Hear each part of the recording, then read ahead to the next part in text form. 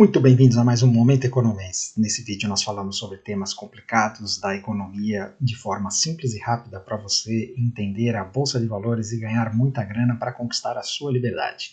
E hoje nós vamos falar sobre o ouro. O ouro essa semana fez um rompimento maravilhoso, mais um rompimento de topo histórico, e ele já está acima dos $2.500. Então, olha, estamos falando desse ouro desde os $1.200, né? E ele está maravilhoso por várias razões. Então, eu fiz um Momento Economês lá atrás, mais no começo do ano, né? E vale a pena a gente retomar para quem não viu. Para quem viu, vale a pena rever de novo, porque o material é bem interessante explicando o porquê dessa alta do ouro e o porquê que ele ainda tem muito para andar, tá bom? E aí, então, eu vou colocar esse vídeo para rodar.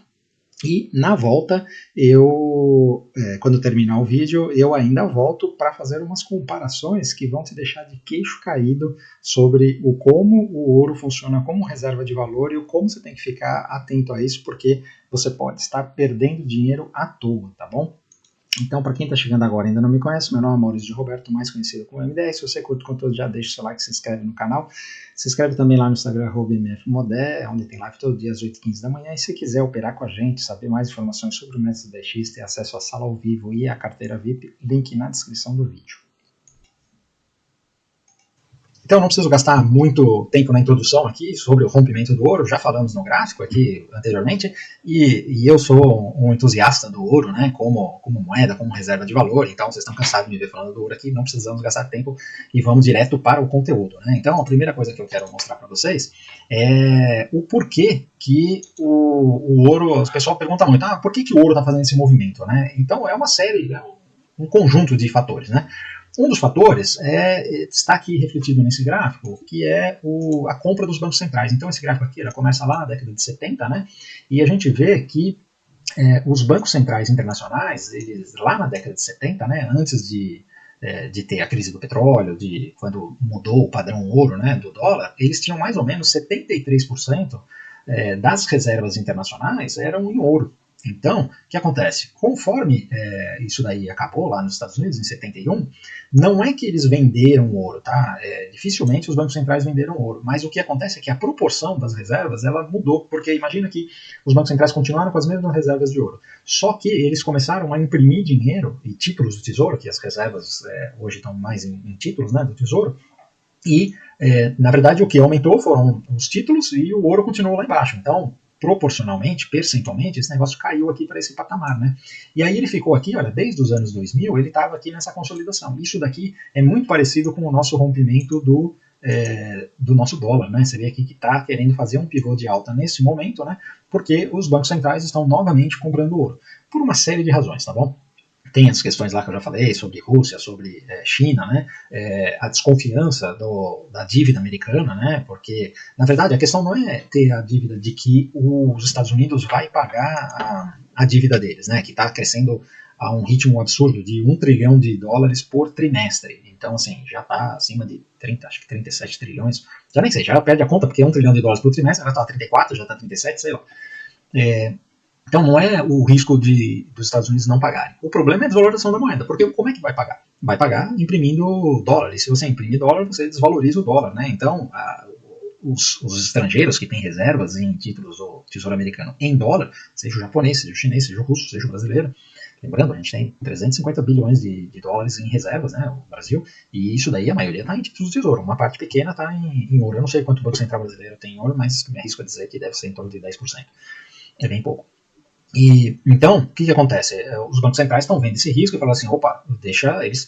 todo mundo é trader, no final das contas, esses caras são financeiros, são traders. Então, o ouro está se valorizando e o dólar está se desvalorizando. Então, vamos fazer reservas em ouro e não mais em títulos do Tesouro. Obviamente, esse é um movimento que é gradual, né? Não é assim do dia para a noite, mas aqui mostra uma tendência, né? E aqui a gente vê que o que está acontecendo é que os compradores dos títulos do Tesouro, eles eram essencialmente estrangeiros, né? Eram quem precisava de reserva. Por exemplo, os países exportadores, como Brasil, Japão, China, tal.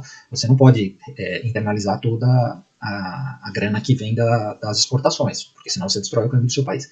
Então, o que você faz? Você mantém reserva em títulos do Tesouro Americano, que é a mesma coisa que deixar em dólar, né? Mas pagando algum juros.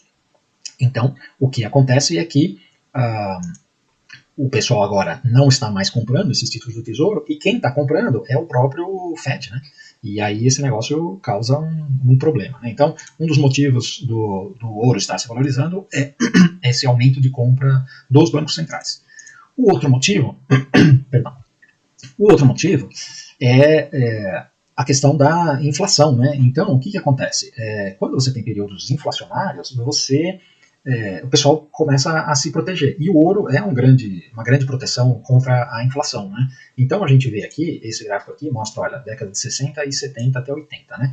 Então o dourado aqui é o ouro, né? Então, olha só, 1974, vocês lembram, a crise do petróleo, aí o ouro caiu, né?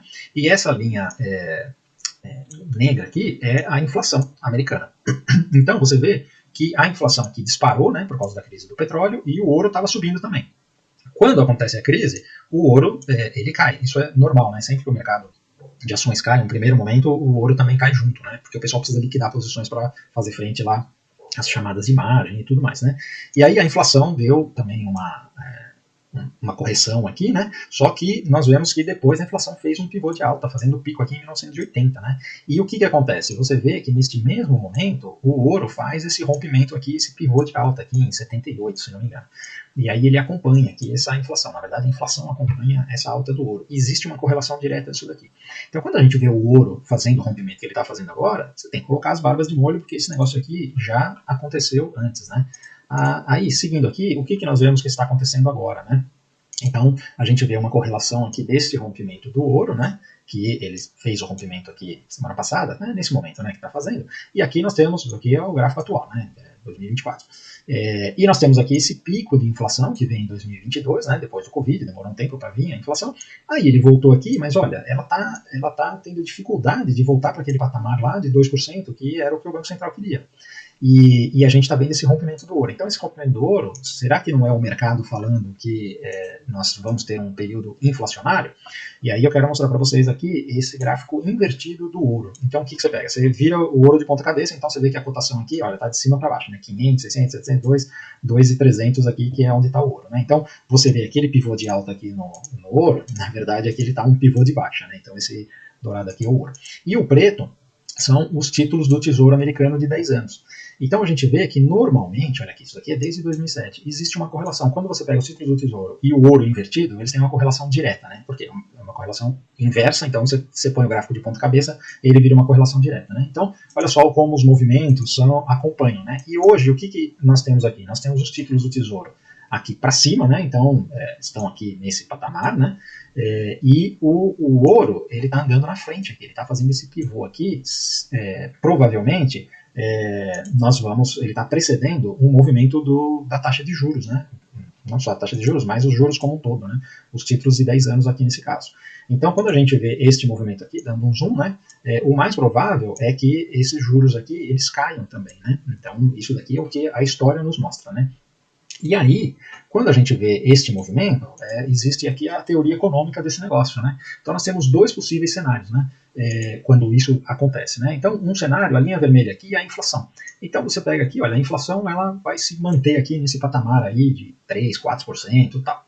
E os juros, que na verdade a economia, né? Ela começa a cair e você tem uma recessão. Então é a chamada estagflação. Então a inflação permanece, a economia não consegue fazer frente a essa inflação e começa a sofrer a economia, né, e a gente começa a ter uma recessão. Então esse daqui é um cenário, e aí o que acontece?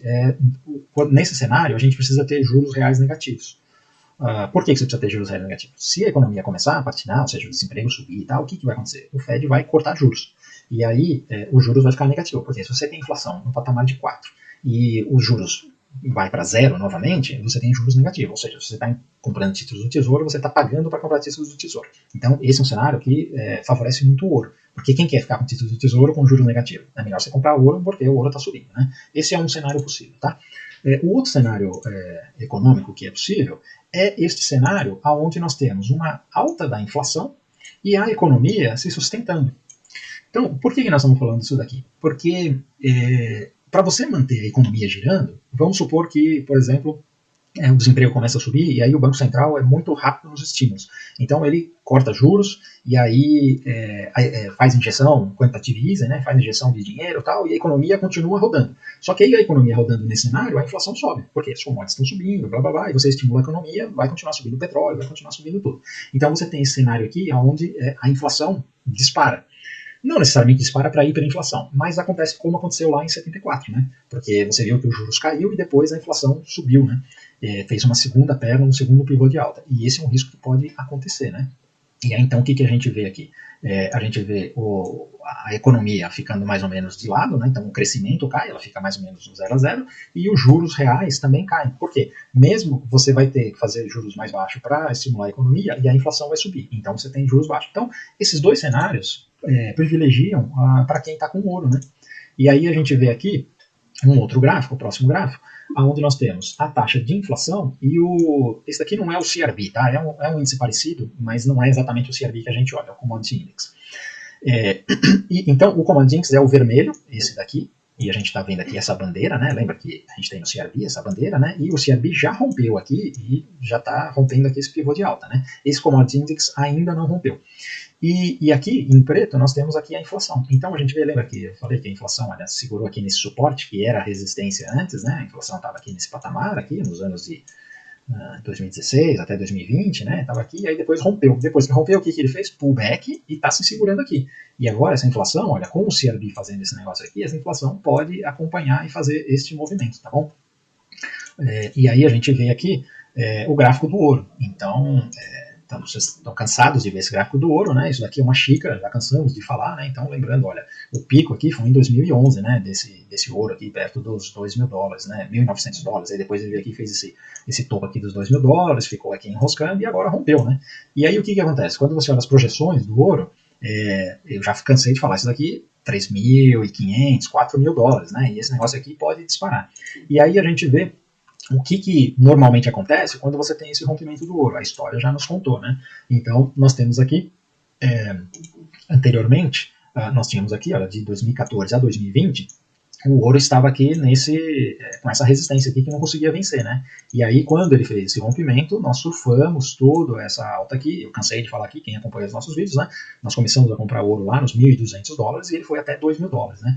E ele foi embora, né? E agora, quando você tem esse rompimento, o que provavelmente aconteça? Isso daí é uma mudança de patamar, né?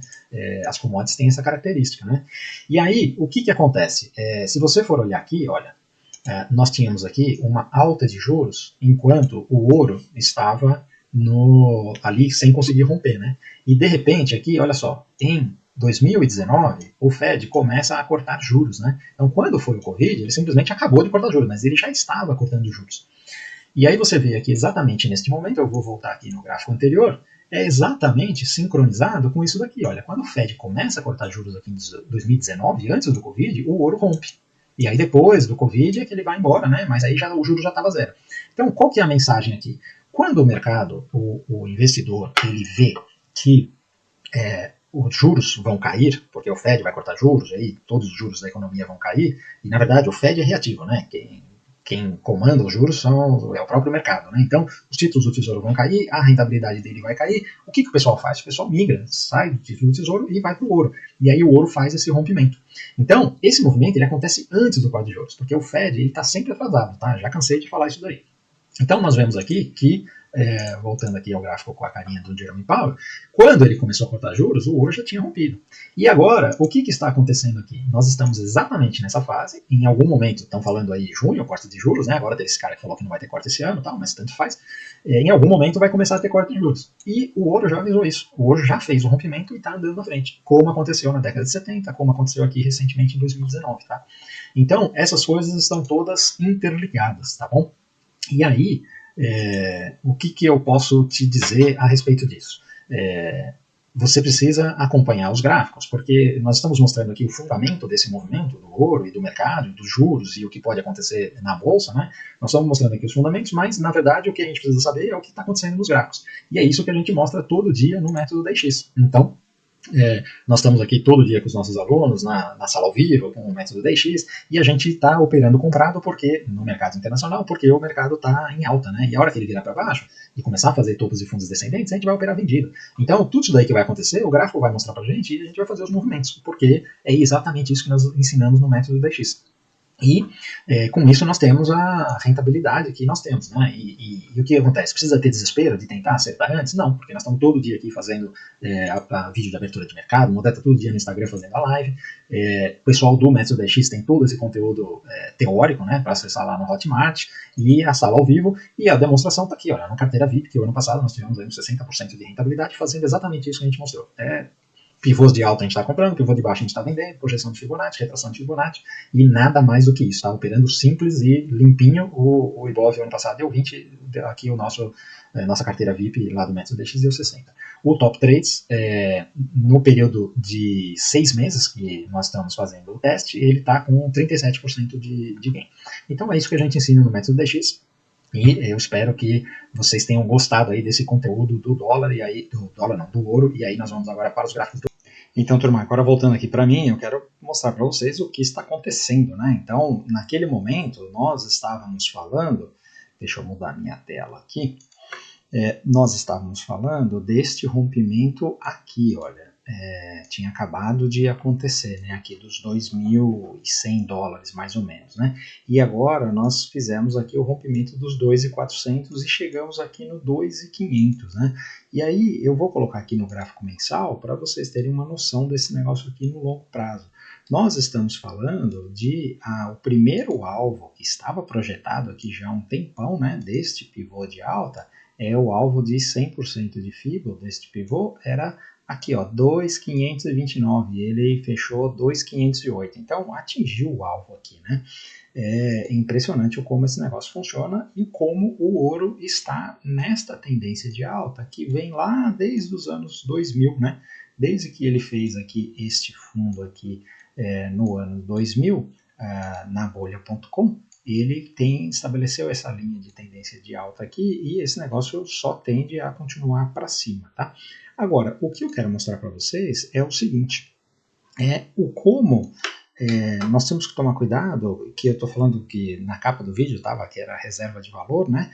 Por quê? Porque quando você compara o ouro, aliás, as coisas que você compra, como por exemplo o SP500 ou o Ibov cotado em dólar, é uma coisa. Agora, quando você faz o valor das coisas cotada em ouro, é completamente diferente. Por quê? O ouro é uma real reserva de valor, né? Então agora eu vou mostrar para vocês, vamos fazer junto aqui, vamos pegar aqui o SP500, né?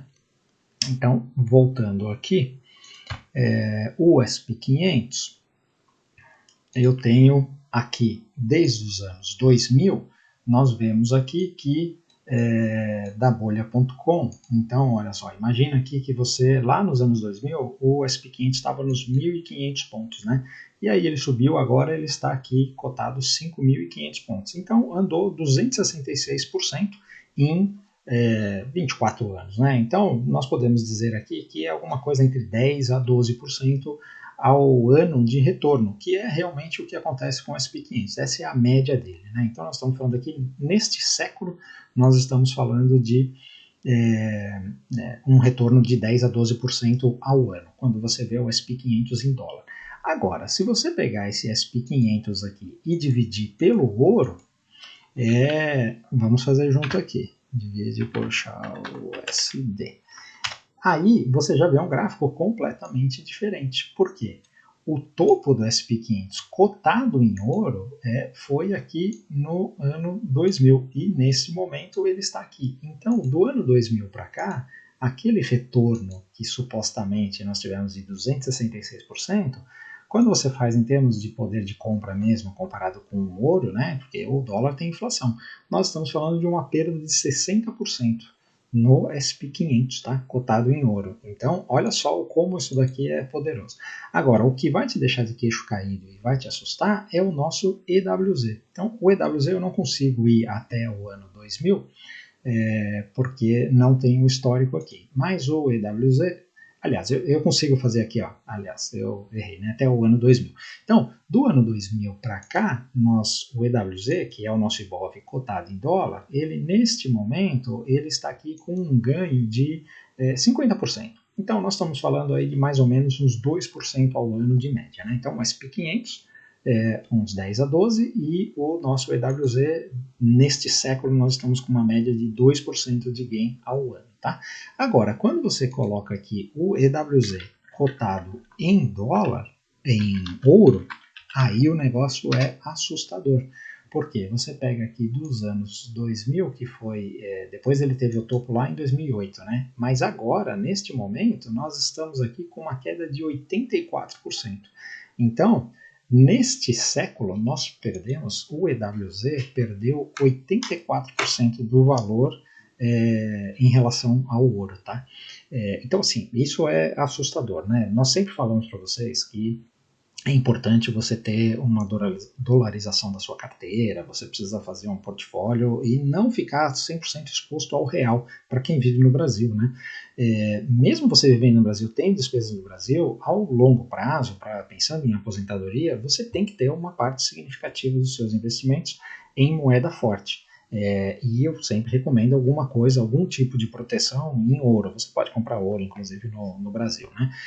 E aí você vai me perguntar, putz, mas agora já está $2.500 o ouro, será que eu já não devia ter comprado antes? Sim, mas isso não quer dizer que o ouro vai parar de subir, né? Ele acabou de fazer um rompimento maravilhoso e ele deve continuar subindo aí para os $3.000, $3.500, que são próximos alvos desse ouro, tá bom? Então nunca é tarde para começar a proteger o seu patrimônio. Não fique no real porque você vai quebrar a cara, tá bom? Então, turma, era isso aí que eu queria falar. Espero que vocês tenham gostado aí desse vídeo. E se ficou até aqui e curtiu o conteúdo, por favor, antes de ir embora, deixe o seu like. Se ainda não é inscrito, considere se inscrever no canal. Escreve lá também no Instagram, @mfmodel, onde tem live todo dia às 8h15 da manhã. E se você quiser saber mais sobre o método DX, como operar com a gente na sala ao vivo e ter acesso à carteira VIP, link na descrição do vídeo. Valeu, um abraço.